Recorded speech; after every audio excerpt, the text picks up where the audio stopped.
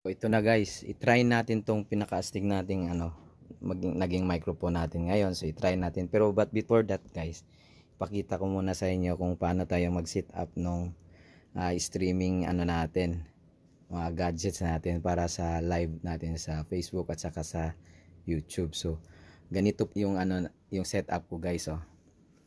So ito, dalawang screen po. Yung dalawang screen ko po yan. Mayroon po akong touchscreen na maliit na screen at saka mayroon yung malaki. So, dito muna tayo sa natin, yung pinaka main na nagbibigay sa atin ng boses at saka yung music. So, ito po, dalawa po yung ko guys. Yamaha. Kasi ito, existing to. Kasi ipapadala ko sana to sa Pilipinas. Kaso nung nagpasok ako sa YT, nagamit ko po siya guys. Paano po siya nakakatulong sa akin? Kasi itong MG12XU po is meron po siyang auxiliary send po. Auxiliary send na pwede po kayong mag-distribute dito one by one po. For example po, dito yung boses ko. Kasi dito po yung microphone ko. Dito yung boses ko. And then dito sa USB nito, dito din yung galing yung music ko, galing sa computer. And then pinasok ko dito, may distribute ko siya guys na balanse. Kasi yung auxiliary send, mayroon siyang mga knob dito. Itong kulay blue, yan yung knob niya. And then pag pinasa ko siya, itong plug na to, pinasa ko siya kay EG. Yan, dito ko na sinaksak. Kasi si EG po ang pumasok sa StreamYard, sa computer natin. Ito, nakapasok din siya sa computer, pero si EG yung pina-assign ko sa StreamYard. Siya yung nilagay ko kay StreamYard. Kaya, dito guys, ang advantage nito, kadalasan kasi sa mga streamer na kumakanta, minsan may nag-comment nga sa akin, hindi na nila narinig yung boses nila, hindi nila narinig yung music, kasi malakas na raw, and then yung pagdating dun sa LS masyadong mahina, paano daw? Kasi ito kasi yung gamit ko. Dito na ibalanse ko dito yung boses ko at saka yung music. Sa headphone ko lang dito, sa dito lang na mixer, na ibalanse ko yung music at saka yung vocal ko sa headphone ko para narinig ko yung music at narinig ko rin yung vocal ko. And then ipasa ko siya sa auxiliary. And then pagpasa ko dito sa Yamaha, si Yamaha din meron siyang meter sa OBS. Yan oh. Pag magsasalita ako, meron siyang meter kung gaano na siya kalakas na pinasa ni Yamaha sa computer. So for example, yung vocal ko masyadong mahina, lakasan ko dito sa auxiliary send. Lakasan ko para malakas na pasa ni Yamaha. And then kung si music naman mahina, lakasan ko rin dito. Dito, balanse na. Sa headphone mo to, ikaw nagko-control sa headphone mo kung tama na ba sa pandinig mo. Narinig mo yung boses mo at saka yung music. And then, kung papunta kang Yamaha, siya naman yung magpasa kay StreamYard.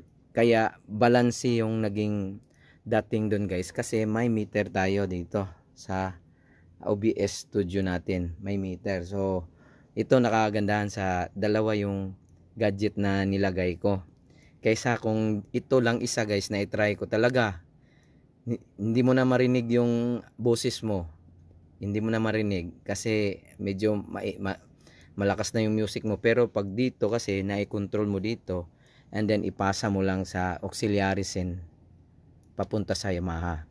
And then ito din guys, meron din ako nilagay dito sa put switch. Yan po, may put switch po tayo para mas papadali po tayo. Put switch po para po sa reverb niya ito. Yan. Reverb at saka ito reverb. Naka-put switch siya guys. Nandito sa ilalim ko yung switch niyan. Yan oh, dalawa. Yan yung dalawa. Yan yung mga switch ko para sa reverb. For example na sasalita lang, i-off ko yung reverb. Itong dalawa. So yan na po yung set ng gamit ko na mixer papunta kay StreamYard. And then naka PC po gamit ko guys. yung PC po gamit ko papunta sa ano. Ngayon naman dito po tayo sa monitor niya. So ito po yung monitor niya is dalawa po. Itong isang monitor po guys is touchscreen po siya. Nagandahan nito, wala po kasi ako yung mga mga sound effects. So dito ko nilagay, nag-download lang ako ng free sa Microsoft na sa Windows 10. Free lang po siya ng mga sound effects, and then ito na po siya. Yung kulay blue. Sana. Ito na po siya, yung kulay blue. Yan. Yan po yung mga sound effects. Ang dami po guys, oh. Ang dami. And then pwede ka rin gumawa ng mga sound effects. Ilagay mo lang dito, naka MP3 na siya. Yan na po. Ito na po yung ko. Ang nakagandahan dito is touch screen siya. Siya na po yung ginawa kong isang pindot lang. Yan oh, tawa. Oh, di ba? Oh, mayroon applause. Oh, yan. Ito po ginawa ko para wala po akong sound card na may mga tawa. Ito na lang. So, yan po siya guys. Yan kagandahan nito. And then dito po ako sa malaking screen. Dito po ako dito po yung gamit ko para sa streaming. And then meron po akong itong camera ko guys is convert lang din. Talagang sinira ko para yan oh, may stick glue. Yan, may stick glue. Oh. Para may lagay ko siya dito sa gitna. Yan oh. 'Di ba? Oh, yan po yung camera natin oh, na pang streaming natin. Oh. So gamit ko pala OBS Studio para sa mga yung mga design ng mga background. And then si StreamYard po. Ganito po si StreamYard dito guys. So sa settings, for example dito sa audio, yan oh. Ang pumasok po dito sa sa audio is si lang po, si EG03. Yan ang pinasok ko diyan. And then dito pala guys, pinasok ko si EG. Hindi ako naka-headphone dito. Paano ko siya marinig yung mga nagsasalita? Ang ginawa ko is yung headphone dito, nilagyan ko siya ng wire. Pinasa ko naman siya pabalik kay MG. Dito, pinasa ko siya pabalik dito, ayan, naka-on. Pag gusto mong marinig yung mga nagsasalita, itaasan mo lang yung niya, volume. Pag ayaw mo niyang marinig sila, i-off mo lang. And then pwede ka nang mag-practice. Kasi pag kung kahit pa doon, kahit pa sila, may kumanta na, may kumakanta na, i-off mo lang dito para hindi mo narinig yung kumanta. Pwede ka na rin mag-practice. O, di ba? Kasi whereas kung ito lang naririnig mo, hindi ka makapag-practice kasi naririnig mo rin yung boses ng kasama mo na kumakanta. So, itong mas maganda. Pinasa ko dyan and then naka-switch na siya dito. Pero sa auxiliary scene, naka-off yan para hindi bumalik doon. Kasi pag bumalik doon, sigurado feedback ang labas. So, naka-off yan. Ang nakapasa lang po is yung vocal ko at saka itong music ko dito. Yan lang po nakapasa sa natin, papuntang StreamYard. So, ganyan po. Yung gamit ko pala na guys, yung dati is ito pong condenser mic, yung gamit ko po.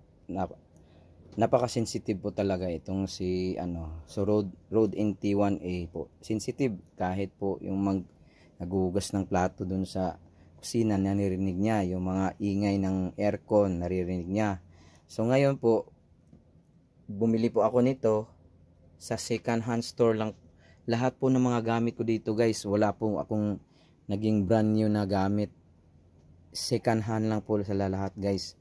Sa online lang po sila na bili ko po. Ito din, second hand lang din po ito.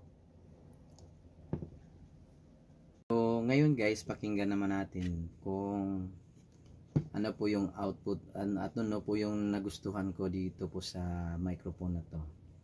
So then pinag-modify ko lang, nilagyan ko lang po siya ng windscreen po. Pakinggan natin kung ano po yung output nito. So ito na po siya guys, ito na po yung si Shure 55. Ganito po, sa wala pa po siyang reverb, ganito po siya.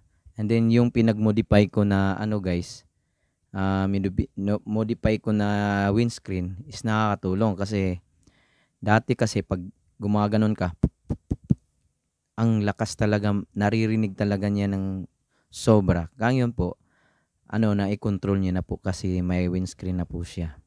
So, kaya nga yung mga minsan yung mga kumakanta, dikit na po siya dito guys. At ito naman is tinry kong dikit pero talagang naririnig niya yung gumaganon. Ngayon po, medyo na-control na. Maganda po. Kasi astig din tong na microphone na to, astig. Mabigat nga lang. So, yan po.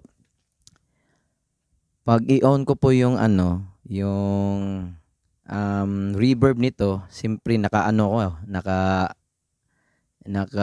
put switch po ako sa reverb ko guys. Naka put switch ko. Then dito, i-on ko na po yung put switch sa dalawang mixer ko. Yan. Naka-reverb na siya. So, hindi ko na aabutin doon para pindutin yung reverb. Dito na lang sa ilalim. Yan ko naman, i-press na. Ayan wala na namang boses na, wala na namang reverb. So, ganyan po.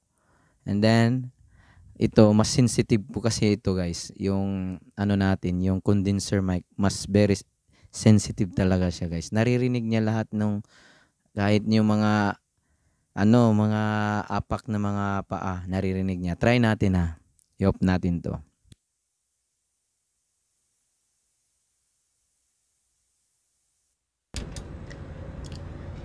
So, ito na po yung guys. Yan po yung tunog ng condenser mic. Napakalakas po talaga. Hinaan. Yan. Naririnig niya yung mga ng mga aircon. Lagyan din natin ng effects. Pero mas maganda to para yung para close yung studio mo. Lagyan natin ng effects. Ayan may effects na siya. Kahit malayo ako guys, di ba? Kahit malayo ako, na-detect talaga ng condenser mic kasi yung sa loob ng condenser mic is may mga kasi accessories na mga mga electronic na pinapaandar ng 48 volts kaya naging ganyan siya. So, yan. Pero sa ngayon, dito na po ako sa ito kasi kadalasan sa atin na mga kumakanta sumasabay yung ulo natin, gumaganon din, sabay din yung microphone, di ba?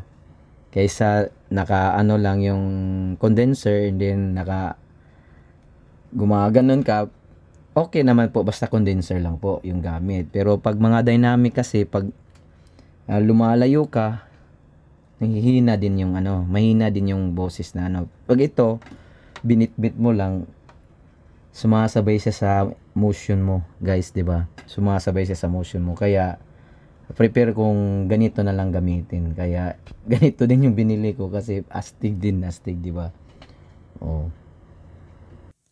Okay guys, sa mga may katanungan po sa kung mga magpapatulong po sa atin paano mag-sit up, kung gusto nyo pong maging ganito din yung setup ng streaming nyo, mas maganda po kasi pag lalo na yung mga singer enthusiast talaga, lalong-lalo na yung mga singer talaga gusto nila talagang perfect yung dating nila sa pag-deliver ng songs doon sa sa streaming. So ganito, at least ito hindi man siya talaga pro, pero at least na-deliver ko ng maayos din na hindi masakit sa tenga, hindi basag.